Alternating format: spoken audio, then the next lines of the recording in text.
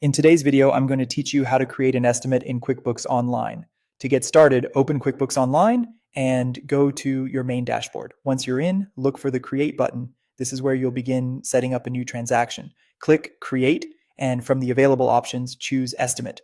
That will open a new estimate form where you can build out the quote for your customer.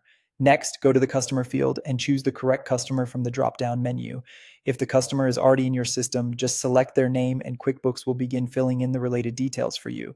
If the customer hasn't been set up yet, click Add New, enter their information, and then save it. This helps keep your customer records organized and makes future estimates and invoices much faster to create. Once the customer is selected, take a moment to review the billing address and email address to make sure everything is accurate. This is especially important if you plan to send the estimate directly from QuickBooks.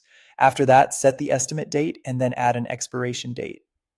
Including an expiration date is a good way to let your customer know how long the quoted price is valid, which can help avoid confusion later. Now move down to the product or service column. This is where you'll add the items or services you're quoting. Select each product or service from the list and then adjust the quantity and rate as needed.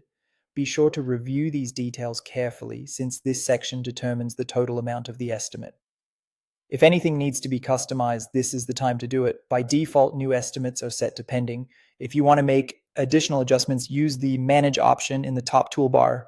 From there, you can change the estimate status, turn shipping fields on or off, add discounts, or modify the template design. These options are helpful if you want the estimate to better match your workflow or presentation style. When everything looks correct, choose either Save and Close or Save and New.